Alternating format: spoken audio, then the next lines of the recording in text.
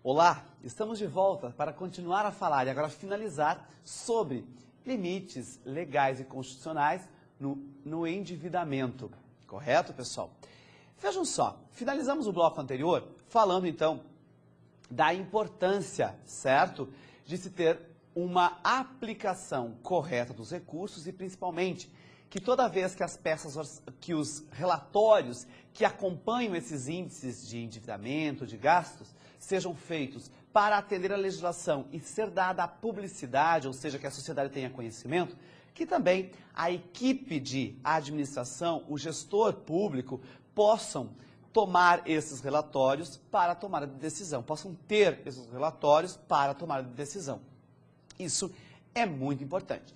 O que ocorre quando o gasto ele não é bem aplicado ou se extrapola ou não se atinge os limites estabelecidos em lei, né? Quando não se cumpre a determinação relativa aos limites.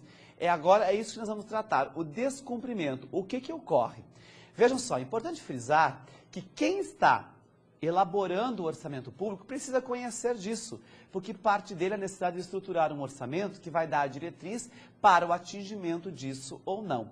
Vejam, um município, por exemplo, uma entidade pública que tem a sua capacidade de endividamento esgotada, ou seja, já contratou todas as operações de crédito que podia, certo?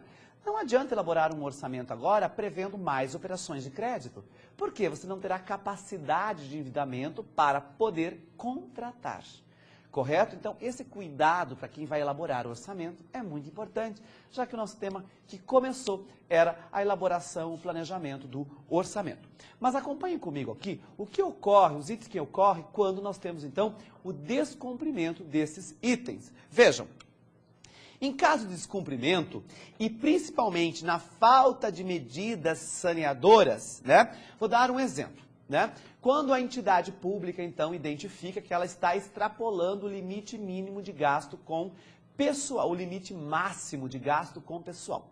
Vamos pegar uma prefeitura, um município. Nós sabemos que o gasto com pessoal é 54% e quando nós atingimos o limite prudencial, que é 51%, ou seja, 90% de 54%, nós temos que tomar medidas que vão sanar. Vamos imaginar que você estourou o gasto com o pessoal. Você tem um prazo de 8 meses ou 2 quadrimestres. É o tempo de você publicar 2 relatórios da gestão fiscal, correto? Que vai apresentar, então, se você tomou medidas saneadoras para retornar aos limites prudenciais, dentro do limite que estabelece. Ou seja, é isso que esse texto se refere agora. Acompanhe novamente comigo.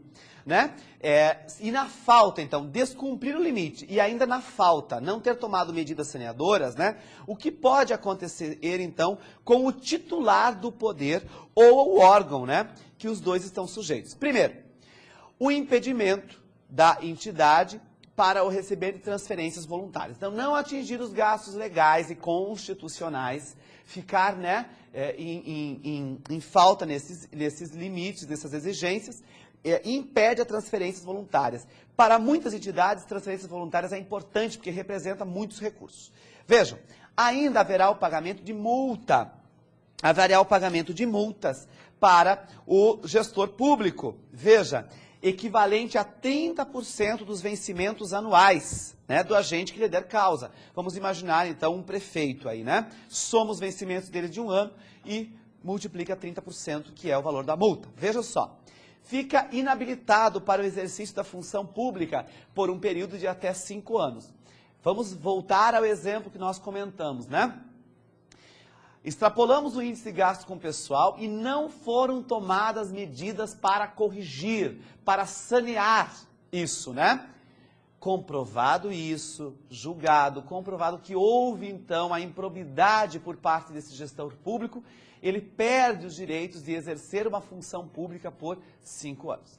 Ainda, vocês podem acompanhar comigo o que vai acontecer com esse gestor público. A perda do cargo, a cassação do mandato, né? E, em determinados casos, prisão, reclusão e a detenção. Tudo isso, certo? Para o gestor, então, que não cumprir. Vejam, a não divulgação do relatório de gestão fiscal, que nós vimos, né, quadrimestral. De 4 em 4 meses será feita a publicidade, então, deste relatório. Constitui crime, certo? E implica em multa de 30% dos vencimentos anuais, né? A proibição, novamente, das transferências, do recebimento de transferências voluntárias, a proibição para a contratação de operações de crédito, né? E assim por diante. Vejam, não dar a publicidade, se negar a publicar o relatório, né? Ora, com relação a despesas com pessoal, né? Que a Lei de Responsabilidade Fiscal também trata no seu artigo 21, veja só. Primeiro, é nulo, certo, de pleno direito o ato que provoque aumento da despesa com pessoal e não atenda, né, às exigências legais dos artigos 16 e 17, né, e o disposto no 69, quando fala da questão dos provimentos que devem ser pagos, vencimentos e assim por diante. Os limites legais de comprometimento da aplicação das despesas com o pessoal, né, limite legal do comprometimento lá, o 54% e o 6%, né, para o legislativo, no caso de municípios, né, 54 mais 6, que vão, então, ter uma aplicação de 60% das receitas para o gasto com o pessoal. Vejam, algumas despesas, receitas que têm o cálculo específico relacionado à receita corrente líquida, né? Ainda, acompanhem comigo aqui, ó.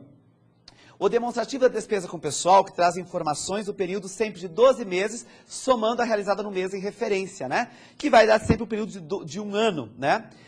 Vejam ainda, nós temos a questão de indenização por demissão e programas de incentivos à demissão voluntária. Vejam, nesses dois casos, ainda decorrente de decisão judicial, ainda, pessoal, a questão com inativos, considerando também pensionistas, né, que nós temos aqui, e aí nós temos a aplicação. Vejam, esses índices aqui que nós trabalhamos, importante frisar que, quando você elabora um programa de demissão voluntária, né, o que nós chamamos de PDV, ou o que nós vimos as indenizações, eles não fazem parte, eles são excluídos quando você faz o cálculo para o índice de gasto com pessoal, correto? Então, assim, às vezes, uma das medidas para sanear, né, o tamanho da folha de pagamento, quando nós estamos extrapolando o limite de gasto com o pessoal, é justamente criar um PDV, um programa de demissão voluntária. Neste caso, a indenização que se dá para que o servidor público peça o afastamento, né, da sua função pública, peça a conta, se assim podemos dizer, ela não vai somar no gasto do cálculo para, então, não comprometer o índice, né? E aqui, então, eu trouxe para vocês o gasto como que ele fica aplicado. Nós falamos muito em municípios, que é 60%, mas nós temos, então, estados e a União também. Veja, relativo à receita corrente líquida, sempre a base de cálculo para sabermos se gastamos mais ou menos em relação ao pessoal é a receita corrente líquida, certo? Muito bem, a União pode gastar até 50% da sua receita corrente líquida com despesa com pessoal, né? Não pode exceder isso. Já estados e municípios precisam aplicar até 60%. Veja esse gráfico, que interessante, pessoal. Imaginem aí uma pizza, né? E essa fatia que está em vermelho, né, é de 60%. Tudo isso é gasto com pessoal, certo? E nós temos ainda a questão de saúde e educação, que, retirada a parte de pessoal, também tem valores a ser gastos. Ou seja, não sobra quase nada para investir. Veja, hoje um governo, quando ele quer criar estrutura para o Estado, quando ele tem que atender a função alocativa, que nós vimos já em nossas aulas, correto? Que é alocar recursos, ele precisa o quê? Ter recursos para aplicar em infraestrutura, desenvolvimento, manutenção do Estado, que não seja pessoal. Acompanhem de novo esse gráfico. Vejam, não sobra quase nada para investir. Aquela fatiazinha branca, porque a maior parte, 60%, é tomado pelo recurso público. E isso não é possível. Então, aqui eu falo do limite prudencial, né, de 95% do que, quando já foi atingido, que deve ser tomado e voltar ao valor anterior. Correto, pessoal? Nós encerramos esse bloco e voltamos a seguir falando da importância dos adiantamentos ou suprimentos na administração pública. Até já!